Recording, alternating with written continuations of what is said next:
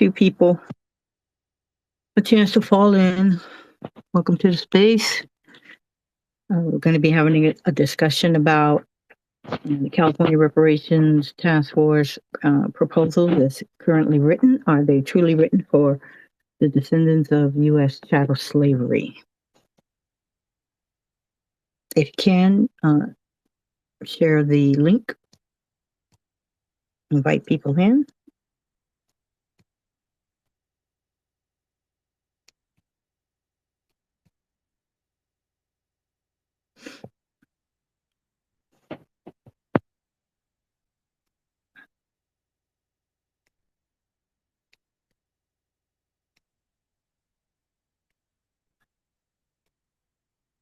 Appreciate that. Hello, hello.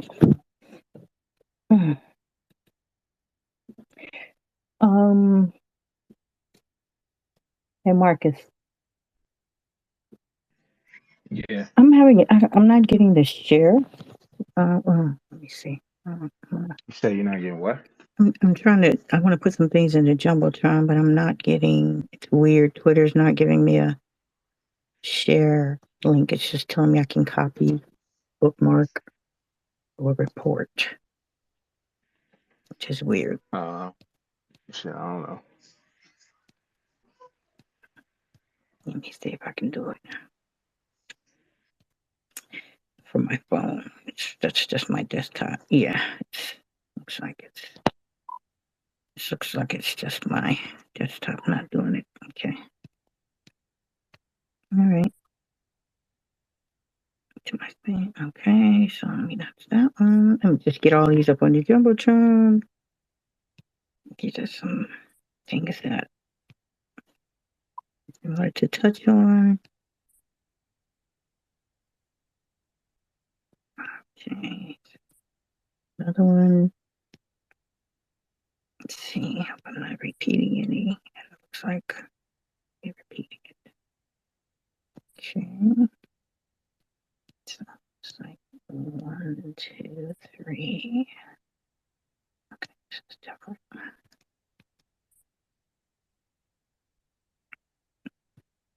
Can you see them in the Jumbotron now? Yeah. Okay, cool. That's what I wanted. And here's the link. There we go. Alrighty.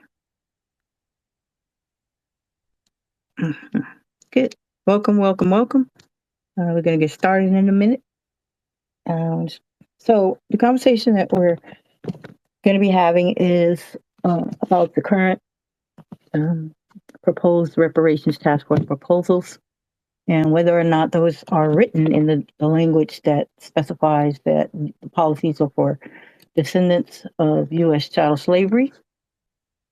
And so we're going to be talking about that, going over some of the policies and looking at the language and just kind of, discussing how, what we need to do to ensure that the proposals are very specific.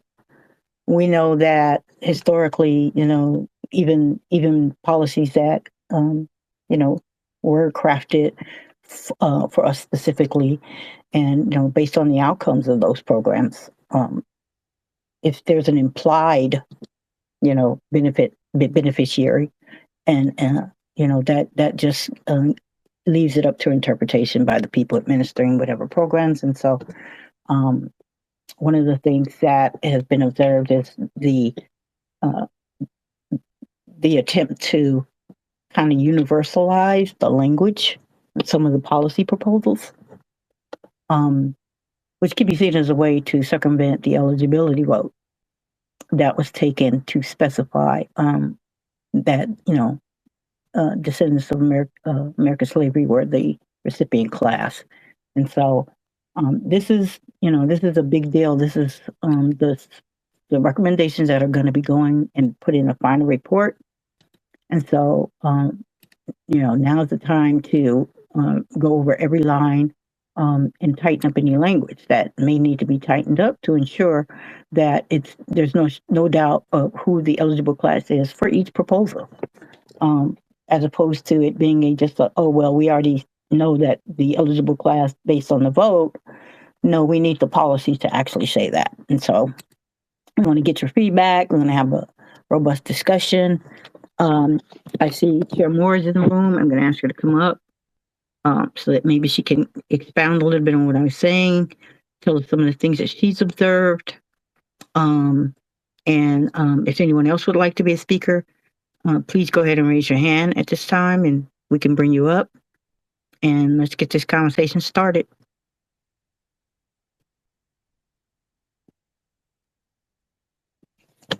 So, okay, Camilla, if you could accept the speaking invitation. Thank you very much. Hello. Go ahead. Yeah, just jump in whenever you want. Oh, I just came into the room. So I was setting the room, kind of explaining what, I don't know how much of that you heard. Am I supposed to be leading the conversation?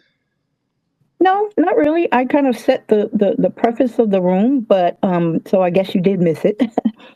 So what I had said was, that these are the proposals. We were, the intention of us having this discussion is to really kind of look at the proposals that have been drafted, right? Because these are the proposals that are going to be put into a final report of some sort. And so we know that if, the proposals are kind of using a universal type or race-based language, or if they're not very specific and specifically say who are the beneficiaries in each of the proposals, that, the chances are very great that that it would be a way of, number one, circumventing the eligibility vote that was taken by then, putting in universal type language that can then be open to interpretation by whichever entity is, you know,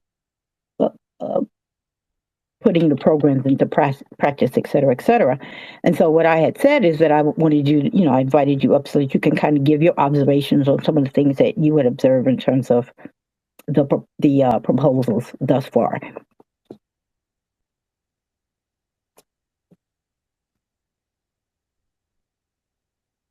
Thank you so much, Lori. I am going to tweet out something right now, a link to the consolidated proposals that the task I put force. it in the jumbotron already.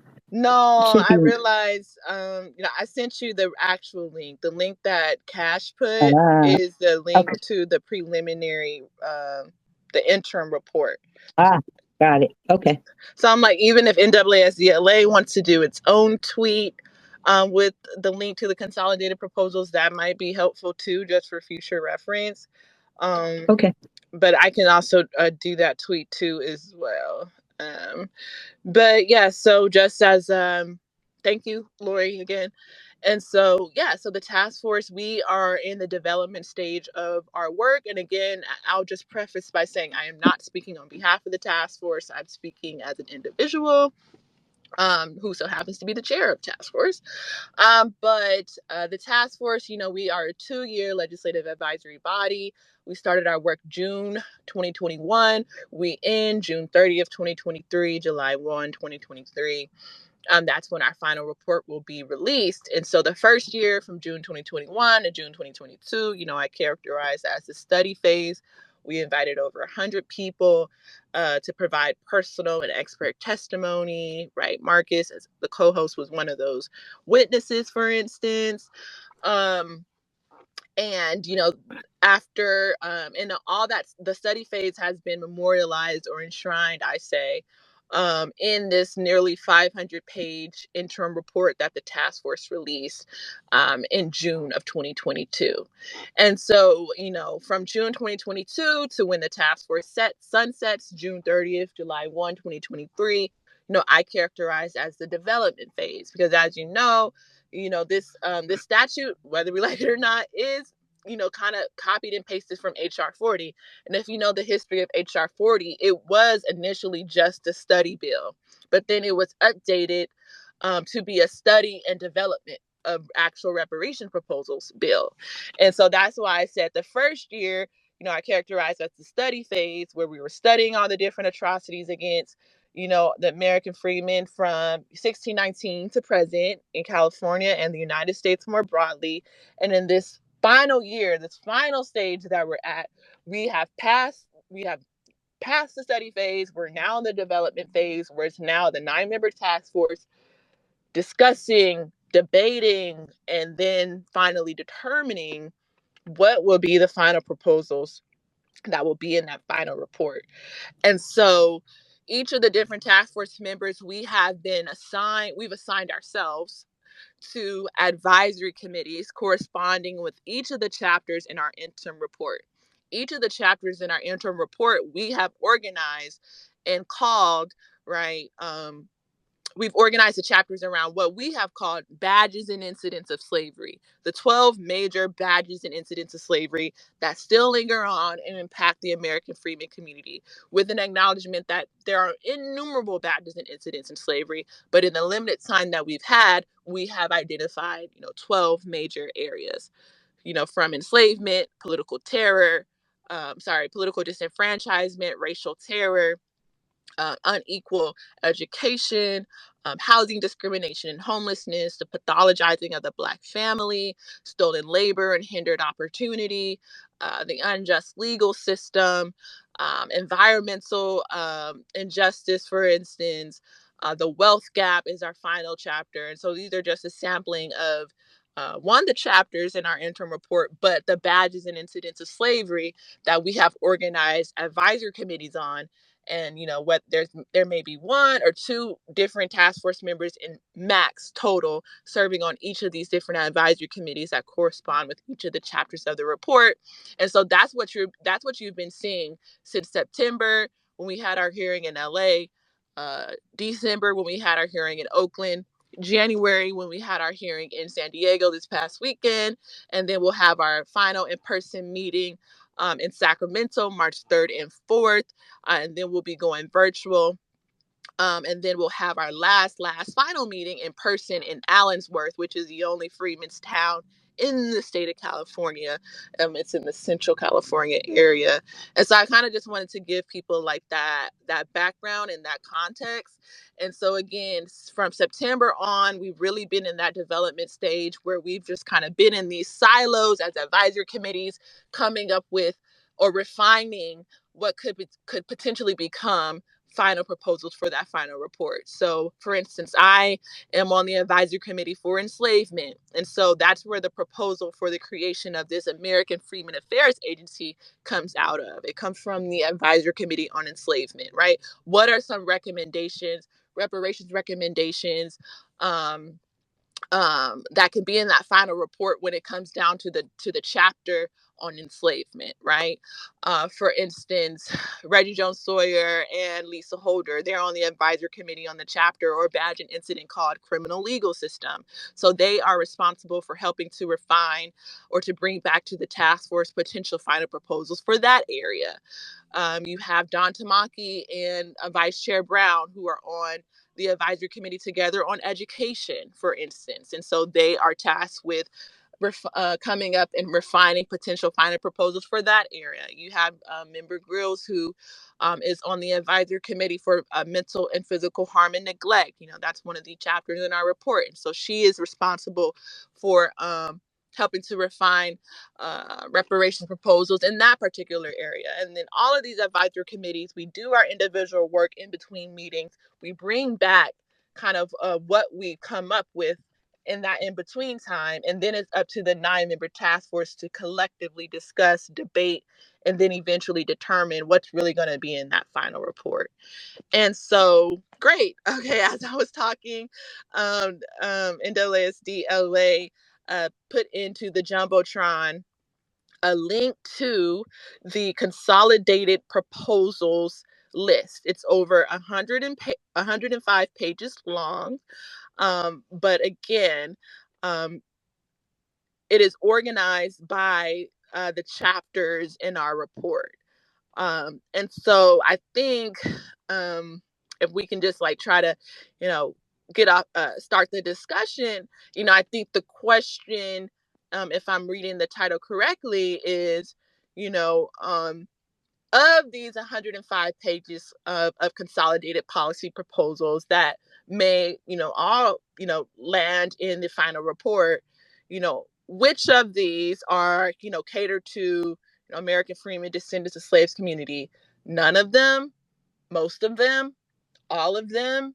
And so I think there has to be a conversation, I think, around that amongst community groups, because again, under international law, and I'll close by saying this, it is the victim group of gross human rights violations who really is supposed to, help dictate and even determine, what their repair looks like. And so it really isn't, if we're really going to be in full accordance with international human rights law standards, it's not really enough for me and my 8 other esteemed task force members or colleagues to kind of do this work. We are mandated to do it by statute, but the statute also says we have to comport with international human rights law standards. And so, that means that community input, community engagement, community critique around these policy proposals are more important than ever, especially since we're in the development stage and we're getting close to the final stage of the development stage, right? Well, June 30th, July 1, we'll get here sooner than we know it. And so I'm glad the link is up there so people can maybe do a cursory review, and maybe there should be a follow-up room whereby people have a little bit more time to kind of peruse these pages so that there could be an analysis from the community about whether these policy proposals are sufficiently narrowly tailored to the community of eligibility. So I'm in there. Thank you, Chair Moore. That was great. That provides a lot of background for us, so that we kind of know the framework of how the policies are shaped and how they're organized. So that's great. One of the things I had previously said for those that are just joining the room is that we know that historically we've had other, proposals, bills, laws, or things like that that had previously, been focused on our repair that have now been co-opted, and expanded to include other groups. And so, one of the dangers here is that we do have eligibility standard that is agreed to by majority of the task force, but we also know that the task force consists of certain members who don't agree with it, and they disagree vehemently.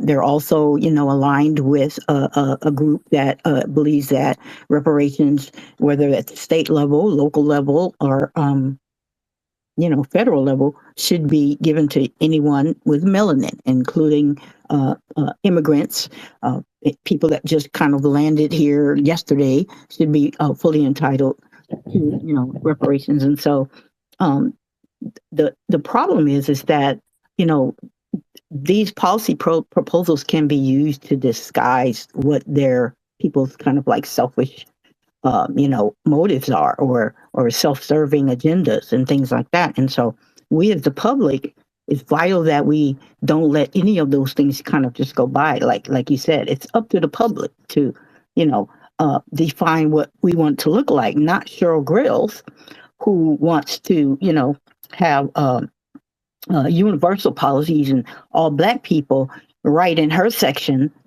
but those words, because terminology matters. And so for those of you that haven't seen it, the link is in the Jumbotron. We encourage you to download it, go through it. We'll try to hit some main points tonight. I see Chair Moore drop down. I hope she's not. I need you to kind of come back on stage, Camilla, because I know I haven't read all 100 pages. I'm not sure if anyone here has had a chance to do that yet. But if there's any particular ones that just kind of stand out to you, any sections, if you don't want to come back up or you're not able to right now, just ping them to me. The particular sections that we probably maybe should review and focus on and see how the language may not be specific enough for us. So that would greatly help. But so at this time, if anyone would like to make any comments, please raise your hands. We are going to lay some ground rules here. This room is to discuss a specific topic. There will be no ad hominem attacks against anyone. This is not a room to come after or attack anyone, and so please keep that in mind. You will be muted if you overtalk people, and if you resort to unprofessional language, et cetera, you will be put back down into the audience. So I just want to give you those ground rules. For those that know me, they know I do not play. And you get one chance with me. So if anyone else would like to speak about it, or Camilla, if there's any particular, let's start with the first chapter. Let's start with the first recommendation that I see in the report. The California Freedmen Affairs Agency, which I know that because that came from your committee, that section is probably one of the more specific sections that there is. Is there anything else wrong with that section, or is there anything else wrong with maybe we know that we were at the meeting in person in San Diego, and in that meeting, Cheryl Grills, proposed a kind of very convoluted type of motion that kind of changed the verbiage multiple times. And in the end, I was very upset about it, and I expressed that to Member Jovan Lewis and Member Brown, because they voted for it. I felt like, well, why would you vote for that? But Jovan explained to me. He said, well, it was kind of a confusing motion. He said, but that's why I'm asking. We need to see copies of whatever this new revision is supposed to be before it is, kind of formed into the final proposal that's presented at the next meeting. And so, if you want to comment on that, Camilla, go ahead. Let me see. Well, I will say, and I think this is really the reality, and this might be the most optimistic framing, is that the task force, in all honesty, we have in many instances gone above and beyond what has been statutorily required. And so you'll see in those 105 pages, when I review and study it, just to be quite honest, Hello? I see universal Camilla? policies. You're going out. You might want to kind of be still.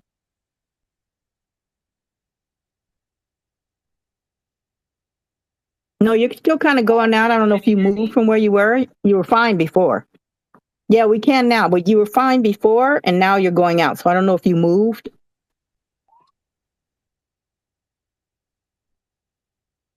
Go ahead and come off mute. There you go.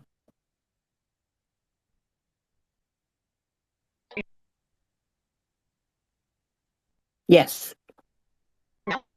Yeah, we good at that. Can you hear me okay? Yeah, you good. I was going to say that when you study the 105 pages, and I study it, I encourage everyone and anyone to study it, right? When you study it, you'll see there are universal policies in there. So universal policies are policies that'll benefit everyone, regardless of race or ethnicity. Now, I'm just being very objective and real with you all, right? You'll see universal policies in there. You'll also see race-based policies in there. So policies that are directed towards Black people with no real distinction.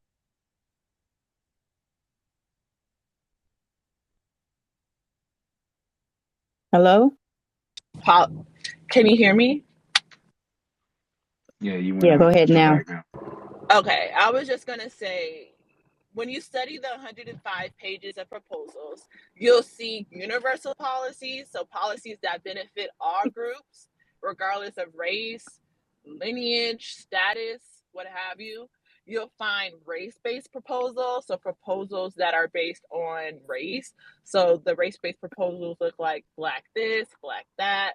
And then you'll find lineage-specific proposals. And the lineage-specific proposals are marked by the term descendant.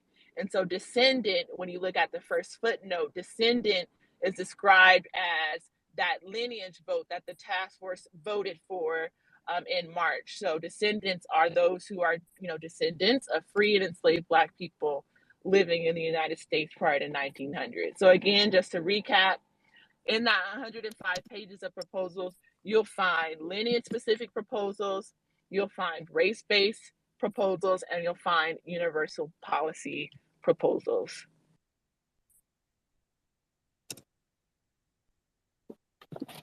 Okay.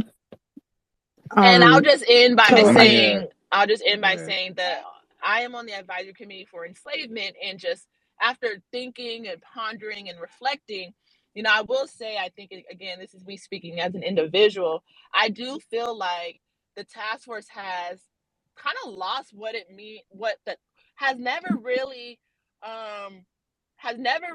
articulated or kind of even articulated what special consideration really means, right? We know that the full title of the task force is California Reparations Task Force to study and develop reparations proposals for African Americans with a special consideration for African Americans who are descendants of persons enslaved in the United States.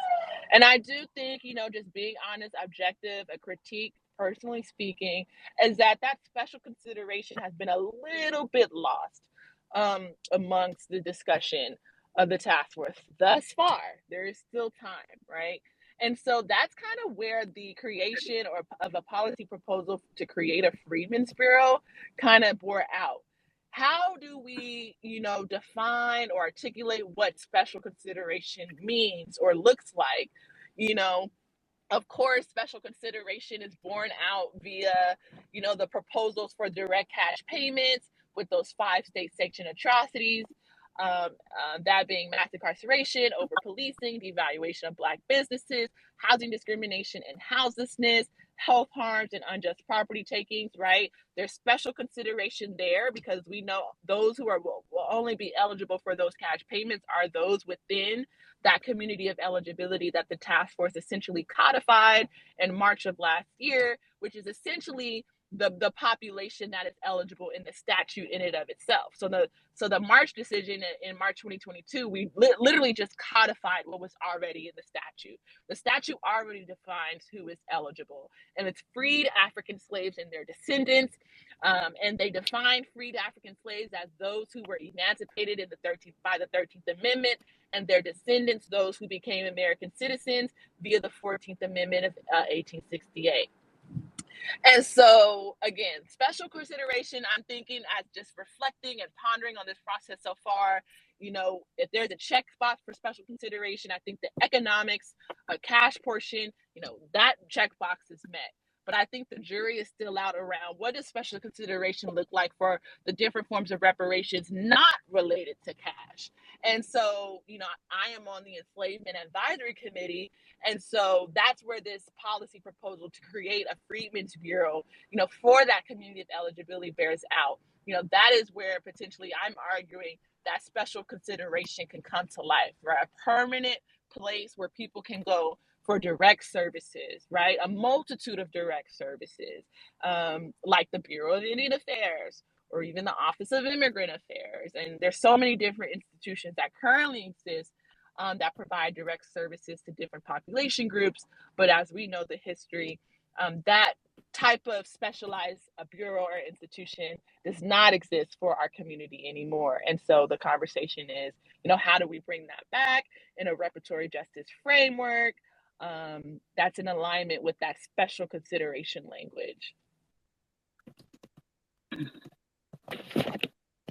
All right. Do we have anyone else that would like to weigh in? I thought I saw someone on stage. Did they put themselves? I think it was Antonia. I'm sorry. No, we had Antonia, but she dropped off. Hopefully she'll come back. Ah, okay. Thank you for that, Marcus. Do you have anything you want to weigh in on? No, I'll just say the overall purpose of this room, I think, is to have folks come up and discuss what's been laid out in terms of proposals. Because, like Lori said, like Chair Moore said, amongst the proposals, there are some that are specific, there's some that are pretty much universal, and there's some that are race-based. And we understand that this is a reparations task force.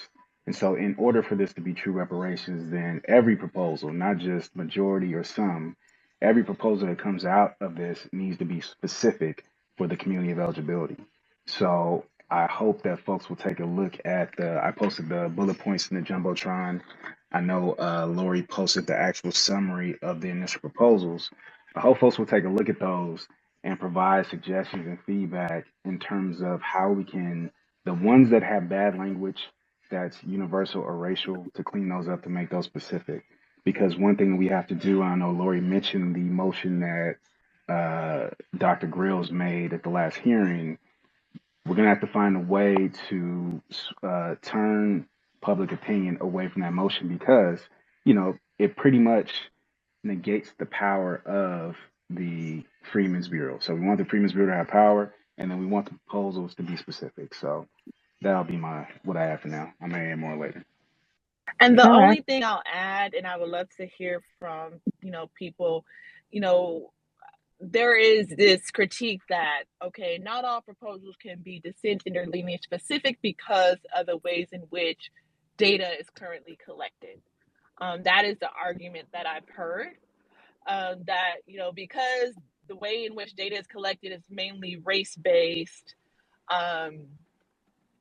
some of the it's going to be difficult for some of the proposals to be nearly tailored to be lineage specific. I'm just putting that out there. I'm not saying I agree or disagree with that or not, but that is an argument that I think needs to be put out there, that people can think about.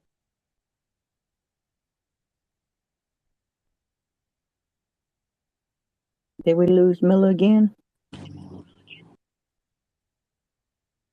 Camilla?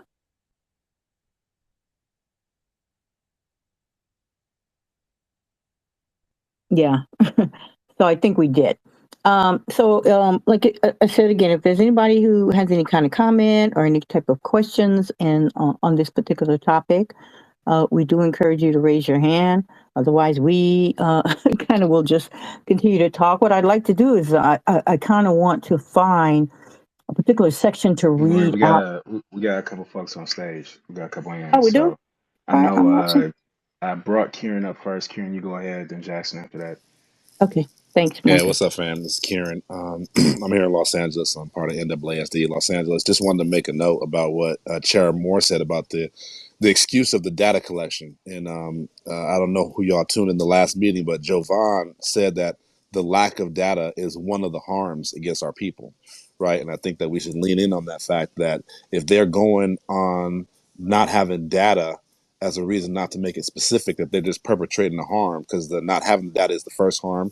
And that should be one of the main things that the Freedmen's Bureau or the agency should be tasked with, is getting the data in preparation for administering all programs, right?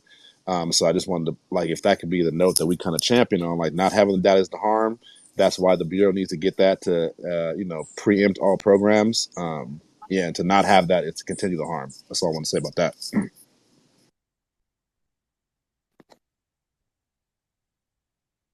Yeah, that's a great point. That is a great way to push back against that narrative. Go ahead, Jackson. Good evening, family, and thank you for letting me up. Thank you to the co-host for this space. Wonderful question. Are California Reparations Task Force proposals truly written for descendants of chattel slavery? We've been asking that. I'm a journalist, and we've been doing lots and lots and lots and lots and lots of digging with Californians. And we actually have data of a few thousand people who are eligible, only eligible Californians who are eligible for reparations in California. And according to their paperwork, I figured she would get off stage. They don't have any Africans in their genealogy, nor do they have any freedmen in their genealogy paperwork. We're only talking about paperwork. So I was wondering why African and why freedmen is anywhere. Bro, is this on topic? There's a specific question. We're talking about the proposals that are out there. Let's answer the question. Yeah, and I would just submit that, we're not here to litigate whether the eligibility standard is correct or incorrect. So just keep that in mind as you continue with your question. Okay. Thank you, Jackson. Oh, my apologies. That was kind of the end. I just wanted to know why the proposals had these things there when it's Okay, not because finished. that's the eligibility standard that was voted on. Oh, Next, okay. Thank you so Queen of much. LA. Oh, Marcus, I believe you were next. Marcus Wilkins. Yes, thank you, Miss Well, Moore, can I and answer the thank you, the question? I host. think I heard Jackson. I think Yeah, I go Yeah. would ahead, Miss Moore. say the bill. So the California Reparations Task Force is predicated on a bill that became law, right? Governor Newsom signed the bill into law September 2020, right? And so that statute that was once a bill that is called AB 3121, right? That's a law that's on the books now to Governor Gavin Newsom. And when you read the bill, and I said the full title of the California Reparations Task Force, it's the California Reparations Task Force to study and develop reparations proposal for African Americans with a special consideration for African Americans who are descendants of persons enslaved in the United States. The 9-member task force had nothing to do with the language in the bill. We had nothing to do with the legislative process of the bill. We had nothing to do with the signing of the bill. We were appointed to the task force after the bill became law. And so we are mandated by law to carry out the statutory provisions within the statute. And so that is to develop and study reparation proposals for this particular group of people, African Americans, with a special consideration for African Americans who are descendants of persons enslaved in the United States. But if folks have been really following along since the beginning, right, there has been work to really define what is African American in this particular context of this task force, right? We invited people like the Secretary of State, Shirley Weber, to speak because there was some confusion around, okay, what does this special consideration language mean, right? We invited people like Marcus to speak. I even made a presentation, right, pulling from archives, right, historical archive, where it showed, right, that Black people in this country, since this country's founding, have been using the term African American to define themselves and their experience.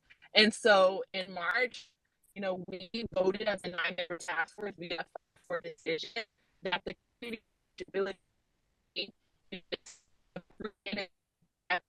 in the United States prior to 1900, right? Those are who we are calling African Americans. If you're an African in the context of this California Reparations Task Force, African Americans are descendants of free and enslaved Black people living in the United States prior to 1900. And so that's just like a roundabout way to answer your question in terms of like why is African in there? Well, the law requires for African American to be in there. That's the formal title. When you read the statute in and of itself, as I said earlier, it defines who the community of eligibility is. It's freed African slaves in the United States and their descendants. So I just hope that's really clear. Do you have any follow-up questions on that? Well, he's not on the stage anymore, Miller. Oh, And that kind of, to me, it kind of pulls us off topic and more into a discussion of the eligibility, which I really was hoping that we could, it's a done deal, right? So there's no use of crying over spilled milk. It's done. And so we need to, like we said, make sure that that definition is upheld. You mentioned Secretary Weber. Secretary Weber made her own testimony and said that, in front of it, and to answer that question, what was the intent? And she didn't just answer it in terms of like what the law says. She anecdotally gave examples of what she meant by that. And she emphatically meant people who descend from chattel slavery. She even said that she wants to make sure that it's not watered down, and so that we end up getting the crumbs like we normally do at the table. And so I just want to kind of, emphasize that, and we'll go to Queen of LA. Yeah, thank you. I think there's someone ahead of me named Marcus. Did he speak? Oh, go ahead. I forgot about you. Sorry. Go ahead, Marcus. Yes. Only thing I had to ask was how are we has there already been ways or how can I say, set asides or organizations to where people are able to come in and verify? Because we have quite a few that are in our community that have suffered from their families being torn up from just the mass incarceration period of the 80s and 90s alone. So how are we working through that? So, one of the things that one of the proposals is for the Freedmen's Bureau, and Camilla can correct me if I'm wrong, for an Office of Genealogy and other services that would be there and available to help people with their eligibility issues, such as people who are foster children, prisoners, et cetera, et cetera. Those are one of the things we want to preserve as falling under the Freedmen's Bureau and not to be removed. Hope that answers your question. Yes, partially. When can we have more information on that? Well, if you look at the links in the Jumbotron, right, there are links to the actual proposals, and the proposals are very detailed. And so that would give you an opportunity to say, well, hey, I see that you say that these services are going to be provided as part of Freedmen's Bureau, but I'm not seeing this specific service, or you think there's something missing. That's why we want to have this spaces, so people are made aware of the proposals and that they can submit their feedback and their comments and say, hey, I think this proposal is missing this, that needs to be added, et cetera, so that the public gets a chance to weigh in. Yes. So So go ahead that and that follow means those links. that this proposal does require our support, right? It requires our support Yes. and basically our approval, to be quite honest with you. They can't just force whatever their will is upon us. The people have to be allowed, like Camilla mentioned, as a part of a conforming to international law standard. The people have to be able to be considered or have a say-so in what their reparations looks like. Okay. So how can we show our support for this proposal, for these proposals? Well, it sounds like you've kind of been new to the party, and so we've been doing this for almost close to 2 years now. The task force is about to sunset. However, there is I think 2 more hearing in-person hearings. One is going to be, the next one is, I believe, and Camilla, you can provide the exact dates, at the end of February in Sacramento. And So then it'll The be first week in March March. 3rd and 4th in March 3rd. Sacramento. That's going to be our last in-person meeting until our last meeting. So we're going to go virtual. So our last in-person meeting until the virtual meetings is March 3rd and 4th in Sacramento. Then we'll probably have a virtual meeting in April, a virtual meeting in May. And then we're going to have our last meeting like in June-ish in person in Allensworth. Which is, historically the only freedmen town in the state of California. It was once a burgeoning, self-sufficient African-American freedmen town. It's considered a freedmen's town, founded by Colonel Allensworth. And so that's near Bakersfield. So we thought it would be pretty symbolic to have a final meeting before we sunset in that area. And also, could you tell them about the other ways? So you don't have to wait for an in-person meeting. You can submit feedback anytime that you want, any day, any night. And if Camilla can provide those means of being able to provide feedback. Sure. So you can email the task force at any time, and your emails are public record at reparationstaskforce@doj.ca.gov. You can go to our website, subscribe to our mailing list to stay updated. You can also just do a phone call, leave a voicemail, and we get the transcript for those as well. And there was something I was going to say. I think Marcus's tweet is great because, the other one was like 105 pages of the proposals, but the first tweet in the Jumbotron from Marcus is essentially a 13 pages like bullet pointed list of all those proposals. So I think people should save the 105 page one for their reference for future study and discussion. But I guess I think for the purposes of this discussion, it might be helpful to just go through the bullet point proposals in the Jumbotron. Got you. Okay. Okay, go ahead, Queen of Billy. All right, thank you. Thank you, Chair Moore, for joining us today. I just wanted to sort of get back to the issue of the universal language in the proposals. It seems to me the issue, like one of the issues is that you have different people in the DOJ working on this, meaning, they assign, several people to work on it and the language is inconsistent. So my question is, wouldn't it be just, a simple fix to maybe go to the DOJ and ask them to make sure the language is uniform before the report comes out in July? So that's my question. Is that the simple solution? No, it's not the simple solution because it's not up to the DOJ. It's up to the 9-member task force what that final language is going to be. So the final but stops at the task force, and the California DOJ will tell you that. But you are right in that there are several different attorneys within the California DOJ Civil Rights Section that are assigned to assist these different advisory committees. But they are taking direction from the task force members within these different committees. Okay, thank you. So we just need to we just need to continue to advocate with the task force members. Essentially. Okay. Davey? And then we'll go to Eddie. Hello, greetings, everyone. Thank you for holding this space. Thank you for it also being recorded. Dissemination of this type of information is not only important for people in California, but also for people like me that live way on the East Coast, Georgia, Florida, that are actively participating in the reparations movement. My question, if it's not on topic, I'll just send an email or reach out to anybody that I can. With the bullet points for the Freedmen's Bureau, did it state that it would have any sort of responsibility for dispersing the actual funds, or is it more of a like a resource center and possibly have the resources to check for eligibility?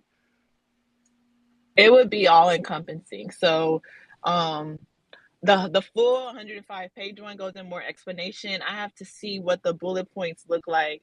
Oh yeah, the bullet points, it don't really go into detail. But the full 105-page one, which is the second tweet in the Jumbotron, it gives you more detail, and it pretty much gives like a vision of the bureau or the agency, and it would process the eligibility claims via that Office of Genealogy, any ongoing claims, and then also it would serve as a center for essentially perpetual direct services to the community of eligibility. There was another part of your question that you asked, would it also do, and the answer was yes, but I kind of forgot what you said, but I know the answer is yes. Yeah. So go ahead. I'm sorry. No, so repeat. It was 3 different things. It was that is it an eligibility thing? Is it going to help process direct cash payment? Yes, and it would also it would process the reparations claims, which would include direct cash payments, but it will also be a perpetual, permanent place or institution to provide direct services, aka the other forms of reparations under international law. So it would be all encompassing. Okay. Because I think I'm kind of just missing how would a bureau be responsible for, like how would that be direct cash payments at the same time? I think that's where I'm a little confused at. So if you look at if you study in parallel the Bureau of kind of like Indian Affairs, something like that, where you see that they're able to kind of have multiple functions, including financial services, under the bevy. It could be a separate department, right? It doesn't necessarily be. It's not one big jumble. The way that this is written, there's going to be multiple departments and sub-agencies that would fall under there, and each one of those would focus on something particular. And then also, Right, just like sorry, go ahead, Marcus. I was just going to say, if I could jump in real quick, from a reparations perspective, There's a precedence if you look at Japanese redress. They had the Office of Redress Administration. That was a basically bureau that the federal government created just for Japanese reparations. And they handled all eligibility and they also handled all distribution of payment to the Japanese internees or descendants of the internees. So there is a precedence for it. Copy, copy. I'll just continue doing my research. I think I was just confused with direct cash Well, let's payments say you being get from a EDD, right? Let's say you file for unemployment, right? You still have to go through the EDD, but don't you get a direct deposit to your bank account? It's essentially the same thing. copy understood from somewhat. I'm gonna just have to continue to do more research because then if the Japanese or the Native Americans also have precedents for these type of things, I don't Mm-hmm. see where I don't see where adding an additional ethnicity would like I just don't want some of our people to get locked out from adding an additional ethnicity. Um, What, What does what do that you and mean by mean? adding who an additional so ethnicity? The so eligibility standard is already set. So what do you Okay, mean by so that? yeah, so that wasn't that. I think I was really talking to myself with that portion. So I think would there be any standards for who holds these offices, as if it's like if you can get these type of offices and positions because you're eligible, or would it be a free open? The Indian Bureau of Affairs, I don't think they have anybody that is outside of their lineage that runs their offices or has anything to do with their structure of bureaucracy. So that would be problematic for me if there isn't any additional requirements or eligibility for the people who would actually be running the bureau, if you would want to use those terms. That is extremely So you're Yeah. problematic making a historically. recommendation. You're Yes. making a recommendation and you're outlining that there's precedent for that recommendation to be implemented in this context. And I think that's a great idea. So thank you for Yeah, I that. was going to Absolutely. say that, Absolutely. as a It would part have of, to be paramount. uh, it's almost like Kieran was saying, it really goes back to that. It's like if the fact that the data collection is a harm against us, then if you don't specify things specifically so that we can collect that data, then you're continuing to perpetuate the harm. And so if one of the things is that there's special consideration for people who are enslaved in certain employment education, that should include in the hiring practices of the bureau itself. And if there is, I just want to say something really quick because I've been thinking about this since 2020. Also, if there is any sort of equal opportunity laws that would prevent something of that, there should be some sort of credentialing or statusship, almost in the form of like a diploma or some sort of certificate that states that that you have this required specification or type of knowledge to get this job prior, if there needs to be any sort of other workarounds to where it doesn't interfere with equal opportunity laws. That'll be all I say. Thank you very much for the time. No problem. Great question. Thanks, Davey. Yeah, Get your I would suggest, bro. Also, if you can call in for public comment, because I know you say you're on the East Coast. When the next hearing happens at the first week of March, call in and suggest that in your public comment, as well as write that up and send it to the task force email. Another thing to keep in mind is all of this, like they talked about at the last hearing, all of this has to be legislation. So the task force is making proposals. They're going to make their final proposals, but then the politicians have to go pick this up and turn them into laws and then pass the legislature. And so while those laws are being made, while those laws are being written, make as much as you can be there to help influence the process. So that suggestion you just made is great. And so when that law is coming about, make sure that you're there to help them get it right, so to speak. And then when it's going through the legislature, this is what we did for AB 3121. It has to go through hella committees. It has to go oh through yeah. has to go through hella votes.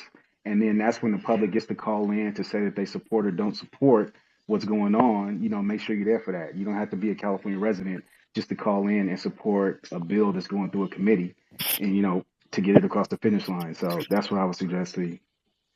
And I was going to add to that, Marcus. See, the ones that when you hear people saying do the work and put in the work, and those, people may have just gotten here and they, have a lot of opinions about things, but everything that Marcus said, that required that we be at every assembly meeting, every appropriations meeting, every Senate meeting as that bill passed, and then it loops back around. I think once it passes appropriations, then it goes back to the Senate, and then it goes back all the way up until we pressured Gavin Newsom to sign the bill. It's a long process. It's a long, grueling process. You have to stick with it and be focused on it and contribute every step of the way. This is not a flash in the pan thing that, as soon as the task force submits the proposal, now everybody goes back to doing whatever they're doing and they stop paying attention. That's just the beginning. Because as that, even if we get the language changed from universal to specific language, when it gets to the legislators, some of the legislators may try to change and water down the language because they feel like, this is going to be the easiest way to get it in the House. We have to be there to fight that and resist that. You've got to be there and pay attention every step of the way. And you got to, make up in your mind. That's why we say we built for this and we've been here. And that's what we consider doing the work. Go ahead, Queen of LA. I saw your hand up. You kind of addressed what I was going to say. Oh no, there's Eddie. Is that Eddie? Did Eddie go? No, I was just going to piggyback off what, I wasn't really making a new comment. I was just saying that's, in my experience with the California legislature, that they more than likely will follow the language that the task force puts out. So it's important that we get it right now, because some people might be tempted to think that it's not important just to wait till it goes to the legislative process.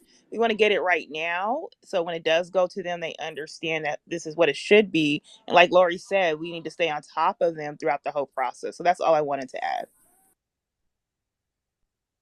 Okay.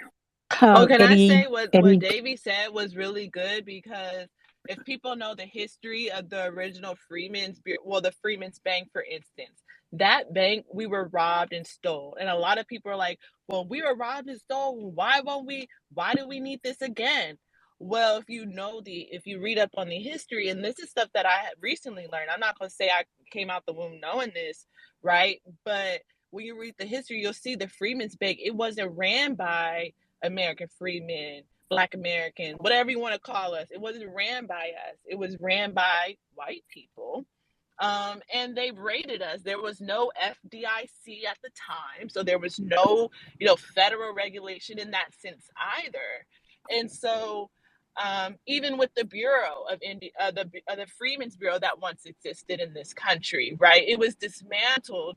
After Abraham Lincoln was assassinated, this huge historical event, when Andrew Johnson then came into power, right? And he rescinded, for instance, the Civil War Union during General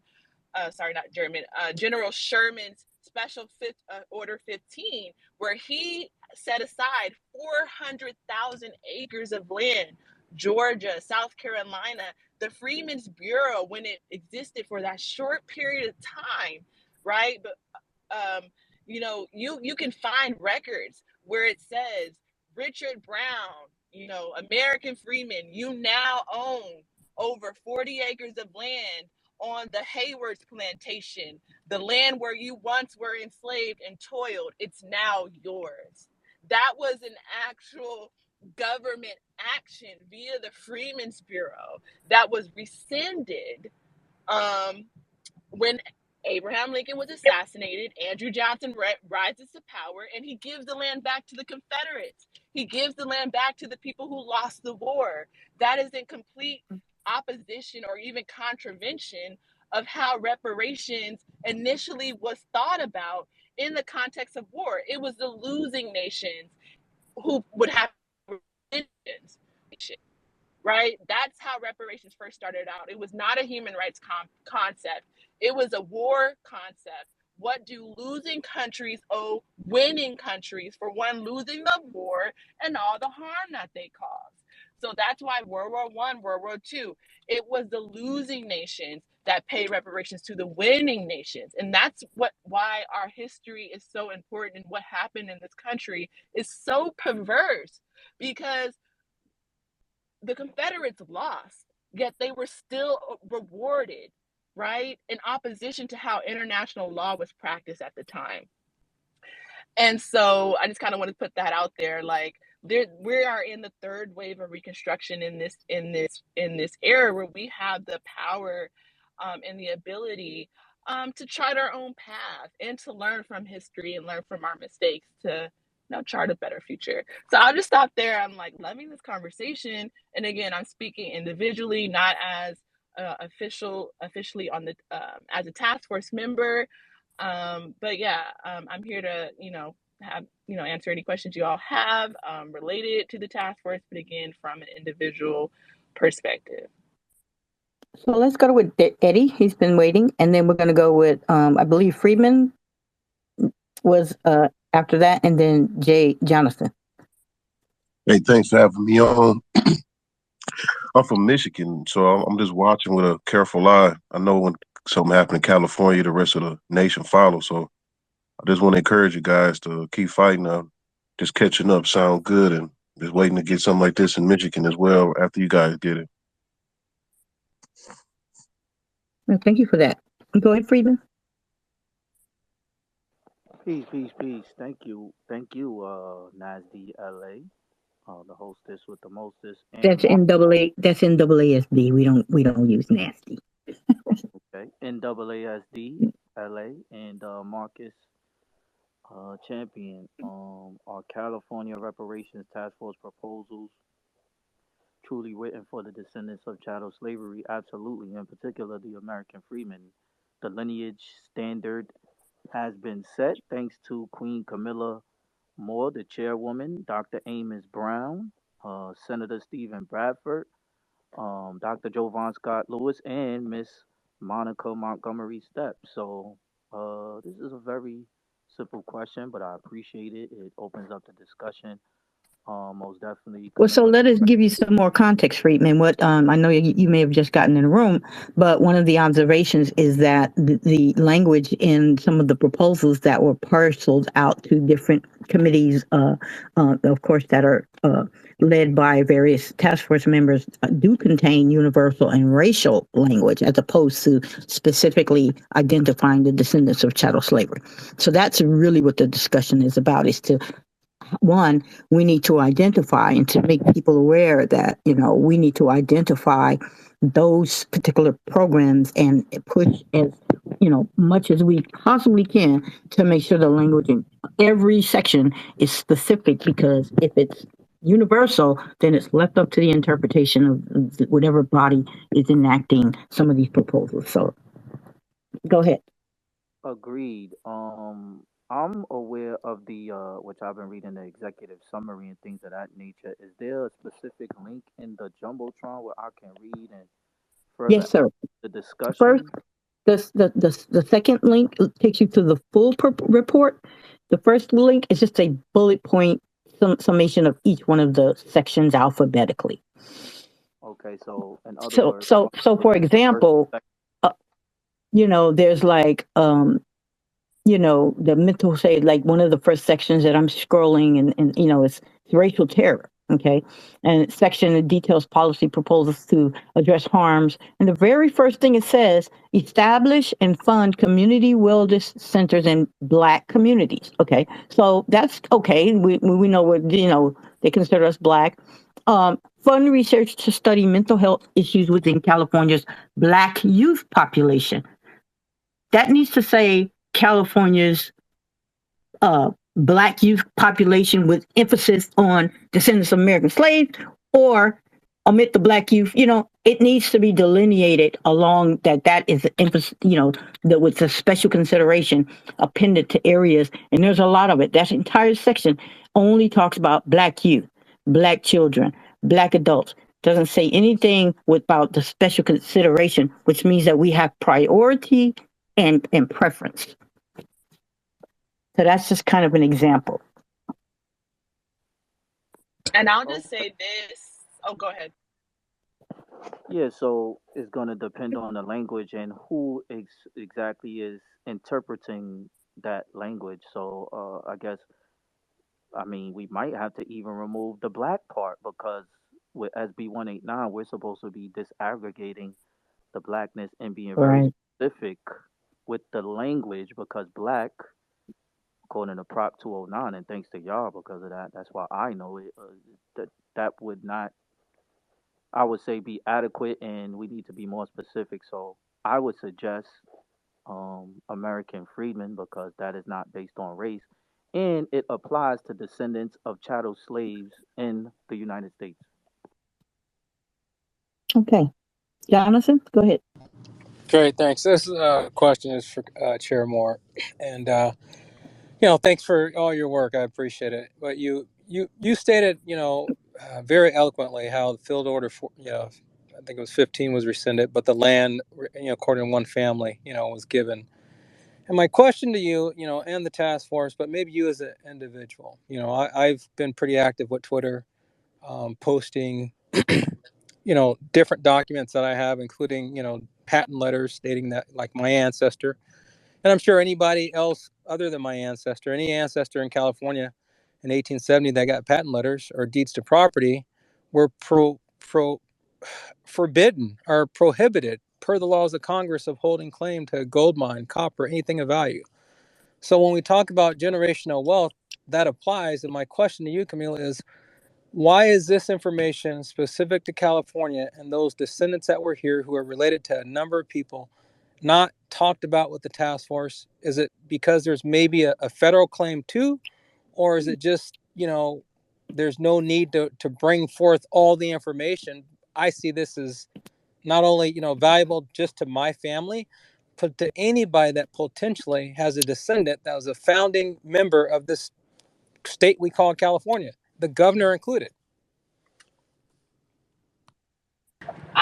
Again, this is me speaking as an individual. Thank you. I actually honestly agree with you. I brought that concern up, for instance, in my advisory committee on economics, because my critique was, okay, the economists have came up with 5 state-sanctioned atrocities: mass incarceration, over-policing, housing discrimination and houselessness, the evaluation of Black businesses, health crimes, and unjust property takings, because they said there's data and evidence to support, a claim for direct cash payments based on California's role. And so the question that I brought up in the advisory committee was, well, like, why not, for slavery, for the people who can show genealogical evidence that they were descendant of ancestors who were enslaved in this state. And I don't know, I think the question was around, again, this like idea of data. And again, that's why that conversation bore out at our last hearing about how the lack or absence of data is a harm in and of itself. And so kind of like, what do you do with that? But even I don't know if data or the lack of data is a sufficient really answer. And so, this is the beauty of these spaces and the time that we're in, because the task force doesn't sunset until July 1. So nothing is set in stone. The task force hasn't made any final recommendations. There's still time to really make people's, voices and concerns heard. So yeah, I'll just say that, to the extent that you feel that that's lacking in the discussion thus far, like, please, make that known via the public comment, the emails, the phones, and, that's what I'll just have to say on that. Thank you so much. So I believe we had Marcus. Do you know who was next? Was it Natalie? And Yes, then Max Fennel. my amazing wife was next, and then Max. And before Natalie jumps in, I kind of want to need to read this section because it might be relevant. So one of the things that I'm seeing here is in section 3A.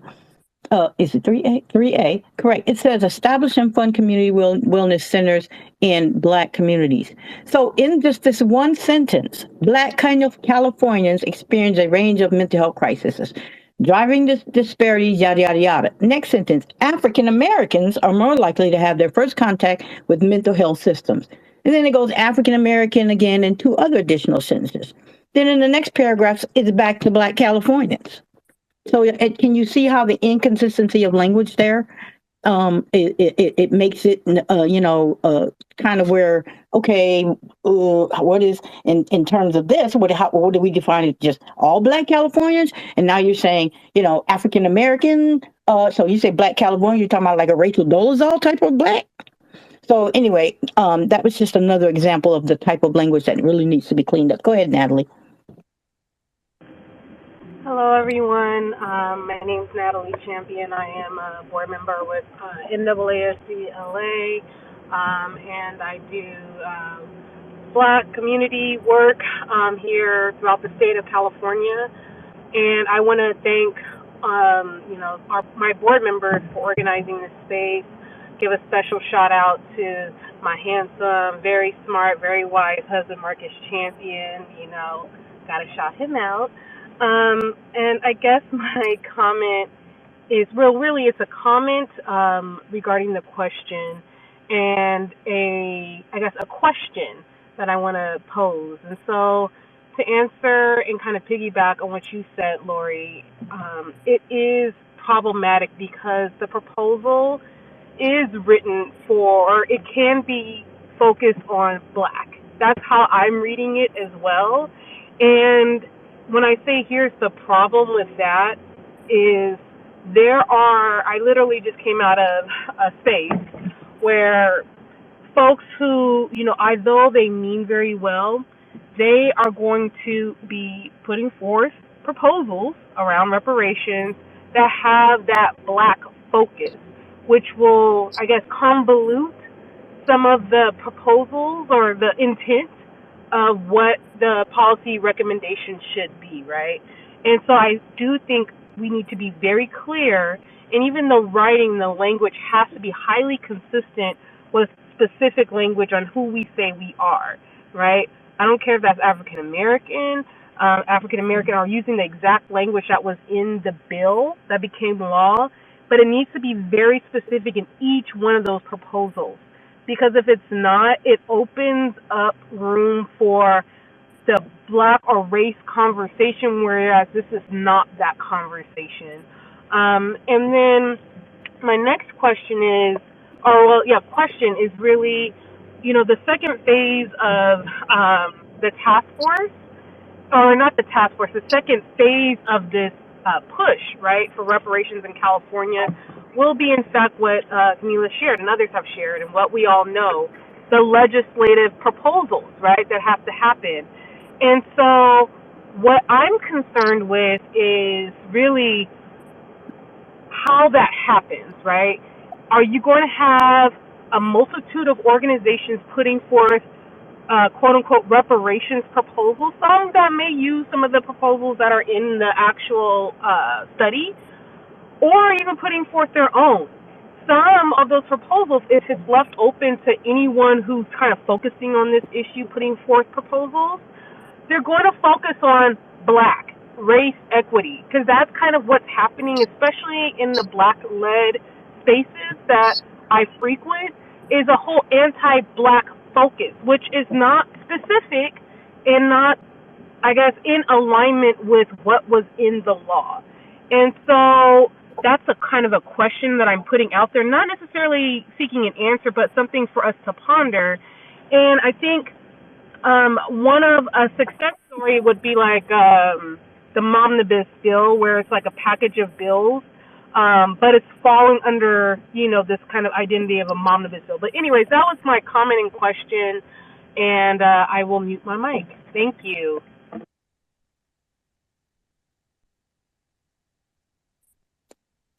Chair Moore? I think that was great. I think she just made some amazing points, especially in like highlighting what the language says in the law, right? In the statute, in the law that, is on the books. So thank you, Natalie. That was great. Yeah, and like I said, if they need to do just a blanket find and replace throughout this whole document, all right? And where it says Black, put either African American, either you make up your mind. The language of the law says African American, so all of that Black needs to be taken out and replaced with African American. And even if you say African American, it needs to say the entire sentence, with special consideration given to, you know what I mean, in every sentence where you would use that. So that's just, my opinion. It might be overkill, but like I said, we don't want to leave anything to interpretation or open interpretation. Go ahead, Max. Hey, yeah. Thanks for letting me speak. Peace to the host, peace to the co-host, peace to the room. I just had like a few questions that are kind of packed into one, I guess you would say. So I've been slowly trying to do my civic duty here in California, trying to reach out to people and let them know what's going on with the reparations in California. And one of my friends that I reached out to is actually was born in California. They're actually a lawyer, and while I was just trying to explain to him with what's going on because she hasn't been staying involved, she was just saying like, oh, is it possible that using like Friedman like that there might that might be somewhat problematic? So my questions are: have Let me go and answer Sorry the about question, that. Mark. Sorry about that. Go ahead. So my question was, has there been any consideration around the confusion around using like the Freedmen's Bureau? Has there been talk about maybe possibly starting a new agency with a new name, with like with like a new founding, just simply because we're doing this like 2.0? Has there been substantial community outreach to get their feedback with using the Freedmen's Bureau? And is there like a place where I could find those surveys? Because I'm just thinking about if we're trying to get this passed through the legislator, and if already certain people are seeing confusion around the Freedmen's, is it possible that we might see like some issue around using that term Freedmen's, especially when it comes to getting this passed through the legislator? Well, I'll take the first stab at that. Lori, So let me answer that. Let me answer that. If the statute of AB 3121 says African Americans with a special considerations for African Americans who are descendants of persons enslaved in the United States, if the task force voted to reaffirm the statute last year on lineage, basically saying descendant or African Americans who are descendants of persons enslaved in the United States, or free persons or descendants of free persons of color who were here before 1900, the term freedman does not matter. The Freedmen's Bureau is the name of the agency that will distribute reparations. There is no part of freedmen that's required within the eligibility, so that does not matter. So it's an arbitrary name, is what you're saying, and so it's the proposals right now are to bring back the original Freedmen's Bureau, and yes, we understand there's a consensus, and some people think, well, there were white refugees that were a part of that because there were no white freedmen. Let's just make that clear. White people ran it, and they did this and they did that, and it's a proposal. And if you feel like you have other suggestions, Mr. Fennel, for what those names could be or should be, now's the time for you to start, like you said, do a survey, get, some feedback on it, write a email. We gave out the emails and contact information and the phone numbers. So, you're welcome to go ahead and put in this work before they make the final recommendations. Even once the recommendations are made, the like Tiffany said, the legislators would typically, follow through with what was recommended by the task force. So now is the time to do it. But even when it gets to that stage, as you have stated, you try to do your civic duty. You should know there's opportunity for edits and amendments then. So that's what I would suggest if you have an issue with whatever name that they decide to call it. Is it possible that I could just get answers to my specific questions though? Well, you only asked one, and that was I an just answer. answered your question. No. The question was considered have you considered the confusion using Freedmen's Bureau and not starting a new agency with a new What name and confusion, new? bro? Well, Well, Did you let me did answer you that. The question no is that no hold on this has no already hold been in on, the Lori. work. Hold on, Lori. Because I'm gonna say this shit and I'm gonna kick your ass off stage. Bro, did you watch the last hearing? There wasn't bro, no I'm confusion trying to if have you an paying honest attention. conversation with you though. Bro, get These the are fuck out. honest. I'm sorry, get the fuck out of here with that shit, man. Well, for those of you in the room, this, like we said earlier, this didn't just start, right? And so we're now at the end of the process, and you know, uh, bringing up a discontent of something just because you came to the party late. when things have already been talked about. There's been community meetings, all kinds of things are going on. It's a little unfair to the people that have been here from the beginning to, want to go back and rehash things from the beginning because you got there late. And so, it is what it is. Like we said, there's still time. So, has there been any formal consideration? No. I just invited the gentleman to make such a formal consideration or request. And I don't know what his intention is, but it's not. We're not here for that type of kind of contention. So we're just going to move on. And I was gonna I say see. there's no confusion either. That's a lie. Okay, now, I see. hey, how you doing?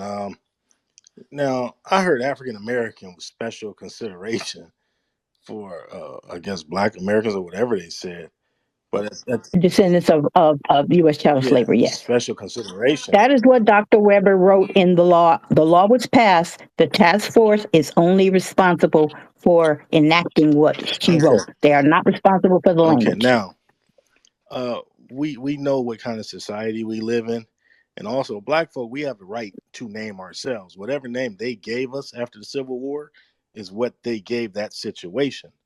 Now, there are people who received uh, property and monies outside of U.S. slaves, Black slaves at that time, and they were white, red Indians, and even some Latinos that fought on both sides of the war. So we're trying to make sure that we don't get caught up in the word game, and this becomes a everybody's type of thing, like the stimulus checks were, and it Absolutely. needs to be Right. specific towards foundational Right. Black American descendants of U.S. chattel slavery, and I think that's our biggest issue, and that's been the big fight online for the last 2 or 3 months because we have a lot of people.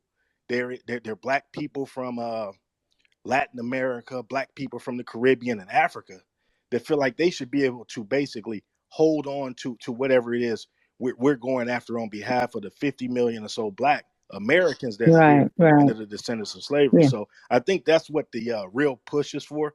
It's not about disrespecting anybody's work, but look, this has been a long time in coming. You had other groups out here in Cobra who've been fumbling the ball and playing games forever. And we're glad you guys are on the ball here, but at the same time, we just want to voice these opinions as to how we want to be described going forward. Thank you.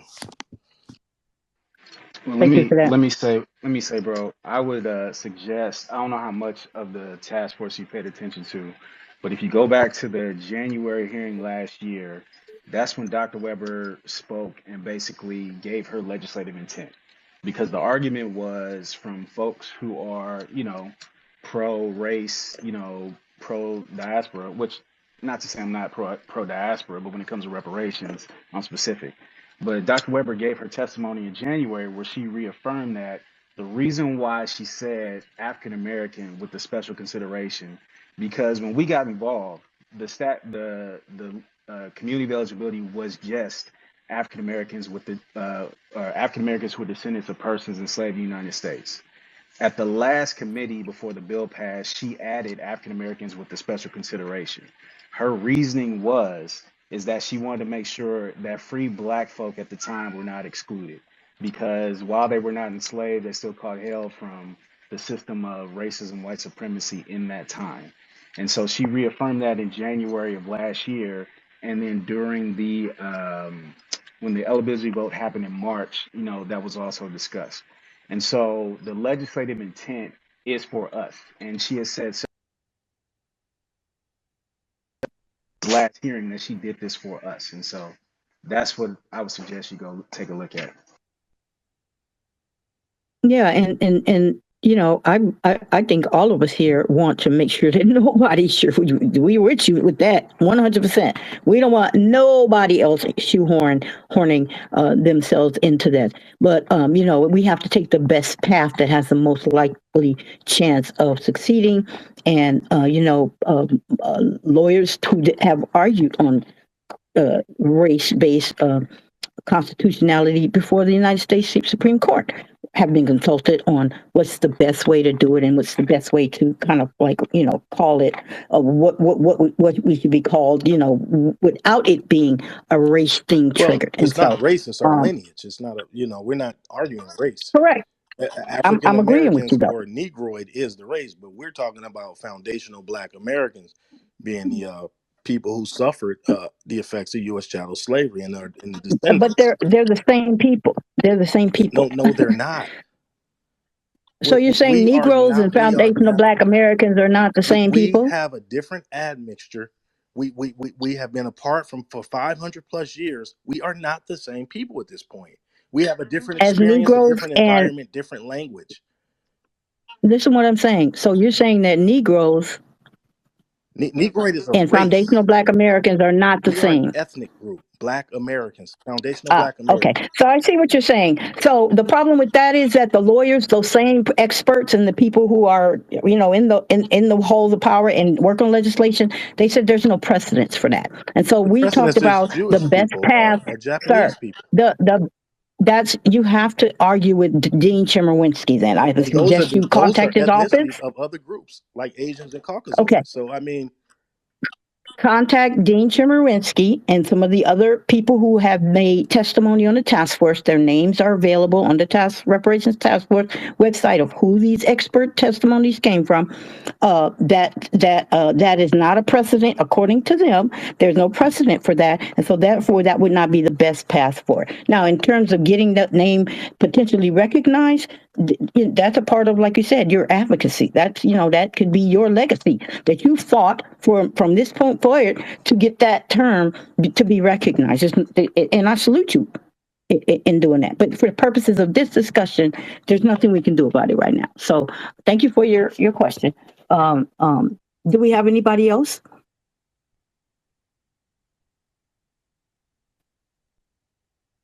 that would like to speak? Yeah, feel free to raise your hands. Anybody else wants to come up, just stay on topic, please.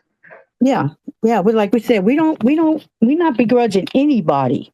But like we said, we can't go back in time and start the process over. We understand that there were some things that maybe we have a problem with the lack of communication that has taken place. We've spent countless hours between the North CJEC and NAASDLA holding in-person listening sessions, and disseminating information and tweeting about the task force. If you look at any of the CJEC and NAASDLA timelines, we've got plenty of things, and we reach out across the country. We even tell our colleagues and other organizations that we know, hey, spread the word, tell people, let them know what's going on here. Now, if the information didn't get to you, we are sorry about that. But at this point in time, we just have to move forward, right? And then, like I said, use your advocacy and your God given right to advocate for what you may see going forward. There's no reason why you can't get somebody to possibly, in a year or so, propose an amendment to AB 3121. They do it all the time. We tried to pass an amendment to Prop 209. Didn't work, but so there's no point in staying in the same place arguing about one particular thing. It's already done. So that's really what I would have to offer. Go ahead, Queen of LA. Yeah, I just want to comment on the Hold outreach. on, hold on, real quick, Tiff. We had somebody come up, and then I'll get to you right after Oh, that. So Well, let's go mine I'm ahead, is Tiff. sorry. connected to the outreach, so I don't know if it Go warrants a ahead. separate comment. I was just gonna Go ahead, Tiff. say, yeah, like a lot of people have been, wondering why they haven't heard more about the task force. And my response is that in California, first of all, there are hundreds of commissions going on right now, hundreds of task force going on right now. If you go to the governor's website, you will see they have so many. You have local commissions, citywide commissions, and they don't advertise any of them. They expect for you as a citizen to keep up with what's going on. And if you don't, they just assume you aren't interested. So the little outreach that we did get was a result of advocacy. Like we felt like this was a special case because of the historical nature of it. And we pushed the task force to put some money into outreach so the community can find out about it. But typically they don't do that for any of the commissions or task force. So for those who are upset about it, that is just how, that's beyond our control. We did what we could to ensure that the Black community is informed as much as possible. So there's a lot of misinformation around that. Like I said, there's so many commissions and task force going on that you don't pay attention to at all. We try our best to keep you informed here on social media. We have a mailing list, and like I said, we've done listening sessions. But of course, that's not going to be enough to reach all 2 million Black people in California. So, I'm just saying the little that we do have is the result of our advocacy. So I just wanted to try to clear that up because I've heard that come up several times. People saying that we got $1.5 million, which is completely false.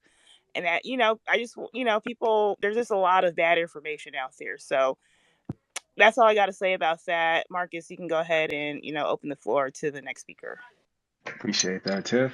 Let's go to Jules and then I saw Iris. Yeah, Jules and Iris. Hi, this is Jules, everyone. Good evening.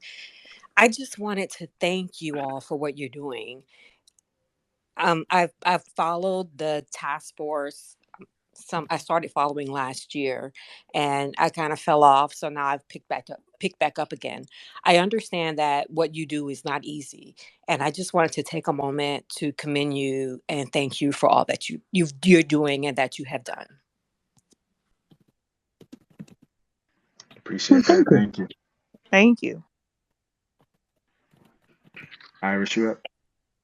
Hi, and that's actually why I was motivated first off to raise my hand to speak. I wanted to thank you guys for holding this space and for keeping the people informed, and also to give you a shout out for the responses to a lot of the dissension that I'm seeing, and the people that are expressing their concerns with naming and ethnicity and whatever, and that the proper response isn't shutting them down. It is to encourage them to advocate, and obviously the more politically engaged our people are, the better. So thank you for that, because I didn't even know that I needed a lesson in that, and how to keep I guess a conversation or a discussion or anything, keep it productive, even regardless of the nature of the questions that are being asked.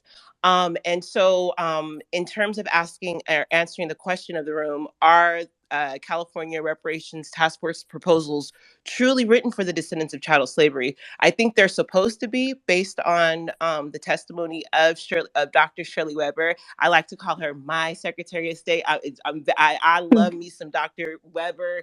I'm so thankful for her. So at least we know by the author of the bill that it is for our people, to repair our people. And I'm really excited about the that they did mention that the Freedmen's Affairs Agency, because I want to be able to go to a Black doctor first. I want to be able to go to a Black accountant to do my taxes. I want, if I have something going on with the piping, because I'm using my reparations to build some shit on my property. And, I want to go to the Black contracting union, and I want to make sure that, somebody's suing me for whatever, or I got to get a permit, and I want to go to a Black appraisal person, and also go to a Black lawyer to defend myself. And I'm like, I don't know if there is a network right now where I can find all of those people, but that's what I would utilize the Freedmen's Agency for. And then also, if there are any unclaimed funds in terms of reparations, I want there to be something done with that money that goes directly to our people. I don't know if it's going to be in the form of additional grants. I don't know if it's going to be in the form of, taking care of orphan babies. I don't know, but I want that money to be able to do something and know specifically that it's going to be going to our people. So that's what in my head, how that agency would work for the state of California. And then we'd have another even grander one for the federal level. And I'll end there. Wow, that was a great suggestion. I don't know if that's in the proposal anywhere. But I think that the unclaimed funds, that's a critical piece right there, So, Chair Moore, I know you're back down in the audience, but if any time you want to come back up. And so, once again, we have Freedman, but before Freedman goes, what she said is important. We are here to tell you and to encourage, and that's kind of what our mission is at NAASD, is to educate people in how to use. And maybe Friday we want to come up and give a little bit more about what our mission is in terms of educating people on how to utilize the political process and how to advocate, and exactly what the steps are and where the areas are, and there are things to pay attention to, and how to figure out how to attach certain things to budgets. I mean, it's a very it's an art form, and it's a study. People major in things like that in college. And so we would encourage everyone to stay as involved as you can. Use the comment and feedback features for the California Reparations Task Force to express however you feel about whatever you feel, as well as to make sure that we get these proposals specific, and done right, and the language done right, so that when it's time to turn this into law, we don't get shafted again in the short end of the stick. And I think, some of us have to make a decision on whether we want to uh, be disruptive because we don't agree with some things, or we're going to throw our collective might behind making sure that as many of our people, as we possibly can, get the services they need and get the funds that they need, and that this reparations push is successful and is a blueprint for the rest of the country. So that's my soapbox. Go ahead, Friedman. And real quick, Freeman, before you go, I just want to say to the audience, if you want to come up, ask a question, make a comment, go ahead and do that now. We're gonna close out at 7, so we got about 15, almost 20 minutes left. So go ahead and raise your hand if you want to come up and say something. Go ahead, Freeman. Peace, peace, peace. Thank you. So I've been reading the proposals. So I want to ask who would be responsible by way of names the legislative intent of what our state woman Dr. Dr. Shirley Weber. Yeah. yeah, Dr. Shirley Weber, as far as interpreting these proposals, because I think that will be key. I read something where it said, what does it say? Hold on one second. It said, an office of immediate relief to expedite claims. So, I guess someone could interpret that as some type of entity or institution for direct cash payments. So I would like to know who will be responsible for those type of very important legislative intent interpretations. Does does that make sense? Yeah, I mean that makes sense, and it's pretty much that's why I said I don't know if I said it, but I'm saying it now. That's why the job isn't done. Like the task force is putting together proposals. The task force does not write legislation. The task force does not write laws. The legislators, the ones who want to take this on, are going to have to going to take the proposals and pick what they want and put those to law.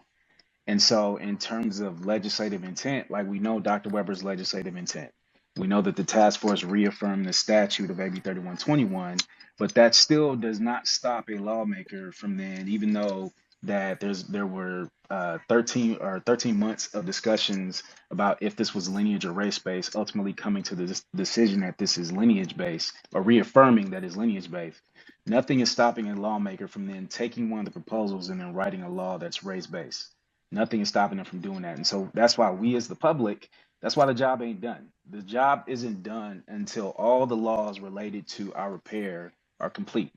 And so we have to stay in this process until it's over. So in terms of that legislative intent, a lawmaker is going to do what we do, but we have to force them to do what we want them to do. Excellent response, Marcus. Okay, I see some new hands in the space. Thank you, Prime. Lawrence, Alex, go ahead. And then Mr. Hicks. Hello, can you hear me? Yes, we can. I would like to thank you guys for hosting this event. It's really informative, and I appreciate all the hard work you're doing. A lot of people don't understand that in politics, the sausage making process is messy. My question is, because Dr. Weber is such a important person in this group, actually, she's a personal family friend of mine, and I actually had her in class as an undergraduate degree at San Diego State. Is there any way that either she can come into one of these spaces for like 5, 10 minutes, or somebody who has connections with her possibly interview her with some of the concerns that are picked up in these meetings? and she can be addressed in that way, and then that be broadcast like on YouTube or something like that? She can I answer that briefly? Like if you were at the hearing in San Diego, or if you watched it, she actually gave opening remarks. I think she reaffirmed her stance. Like she told the task force members no race based policies. She said that in the very beginning. So she was clear they all heard it. So I think, she's obviously in the loop as to what's going on. And the task force members heard her mandate. But to answer your question,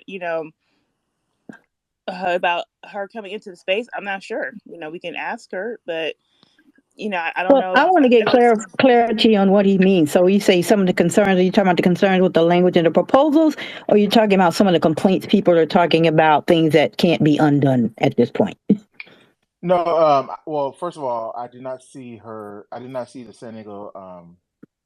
Oh, it's on YouTube. You can find it in under ETM Media.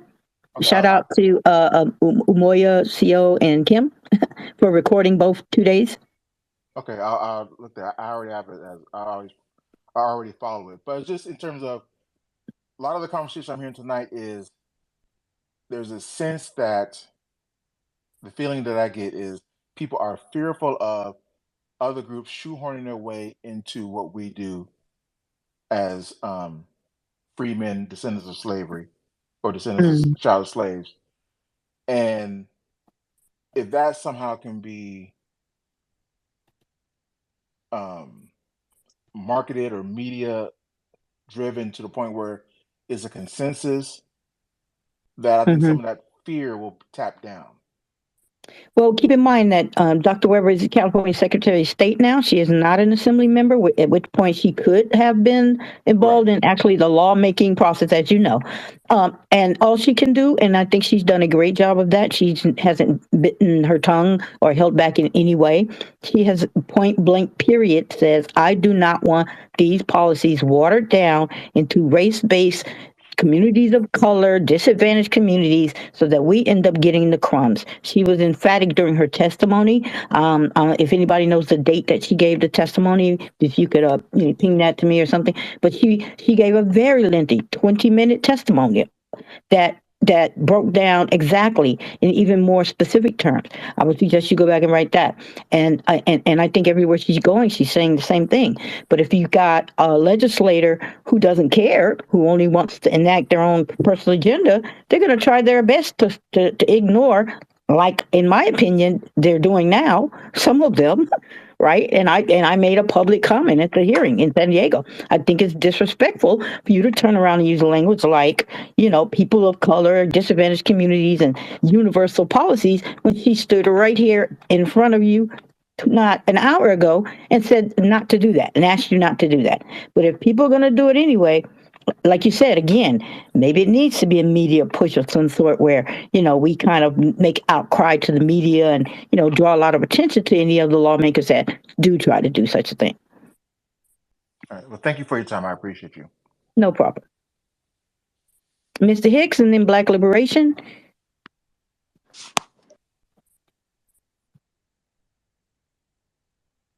Mr. Hicks, come off mute. Hey, hello. Thank you all for allowing me the opportunity to speak. Thank you for hosting this evening's forum. It's all been greatly appreciated. That's just in listening tonight and just having an opportunity to be a witness for this process. As we've watched it, gone through it, I've tried to in my way do anything in my power to move this process forward. There's a few things I see. A lot of it's been the Freedmen's Bureau has been brought up this evening, and if you can have basically a California version of the Freedmen's Bureau, and you have that as a government agency with that express purpose, there's going to be a director. And ideally, that would be a director that it's going to be a political appointment, but it should be an appointment that is not necessarily privy to the party of whomever is the governor or what have you.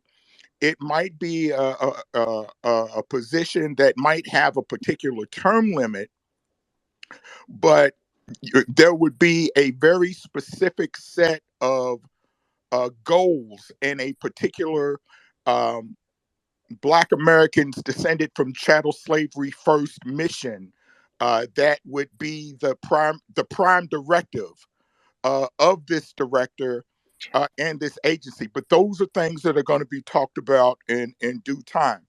The challenges that Black Americans have is, and this is some of the things that NAASD has been working, and CJEC and the federated organizations that call themselves freedmen. The challenge has been to engage in a multi-year, multi-generational process to engage in self-interested politics, and also being able to teach our people the process of how to engage in those politics on a local, state, and national level. And this is the ongoing work. And one of the concerns that's been going around is um, some folks are coming into the process, and maybe things aren't going the way that they like. But again, this is part of the education process that all of us have to continue to be vigilant about. And that process is, teaching our people, like what Black interested politics is, and then how to engage in those politics given the existing systems that we have now. I'm done. Thank you all for your time, and thank you for hearing me out. Thank you, Mr. Hicks. And Black Liberation. You Real, will real quick, be.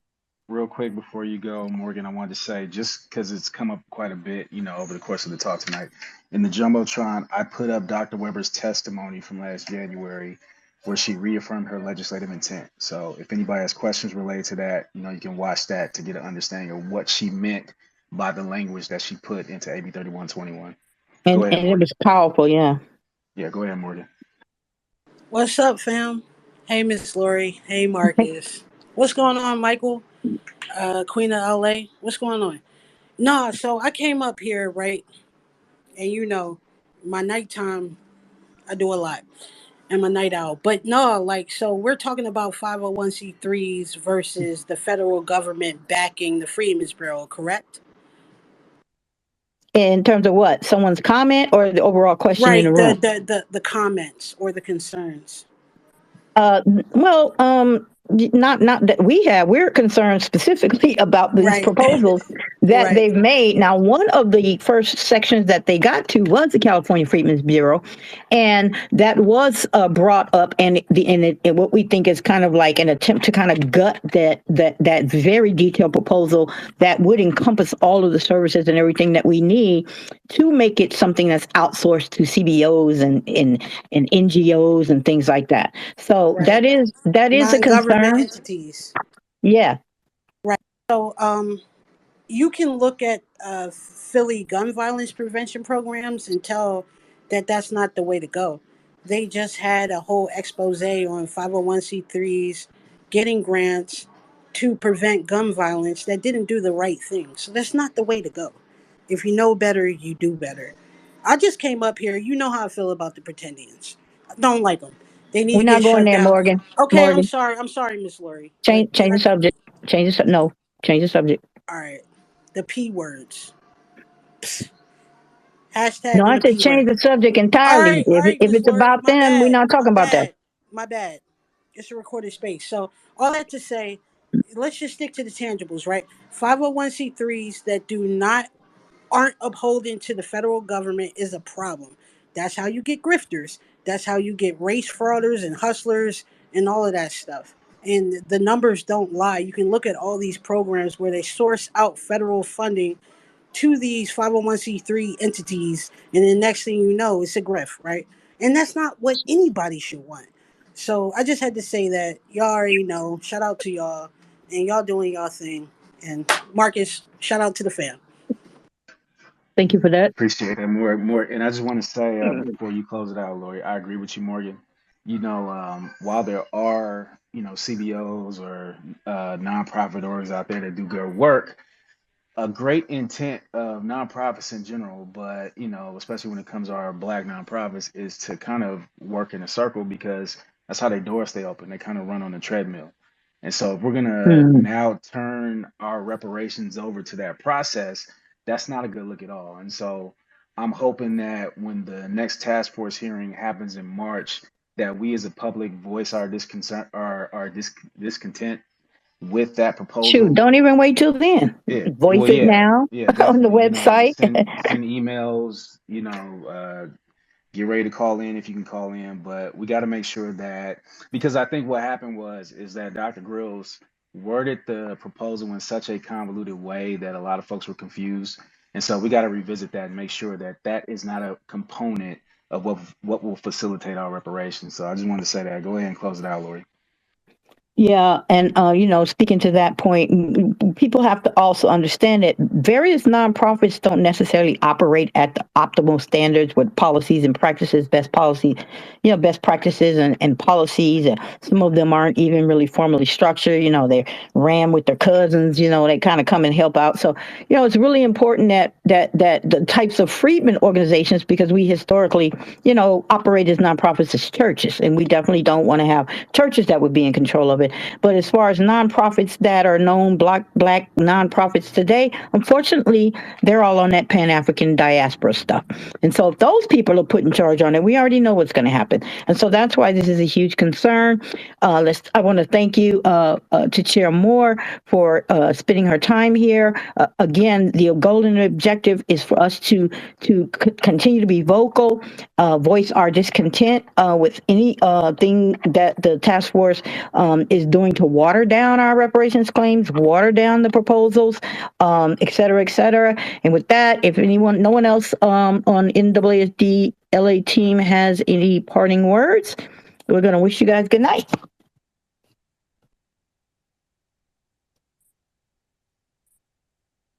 All right, y'all. Everybody have a good night.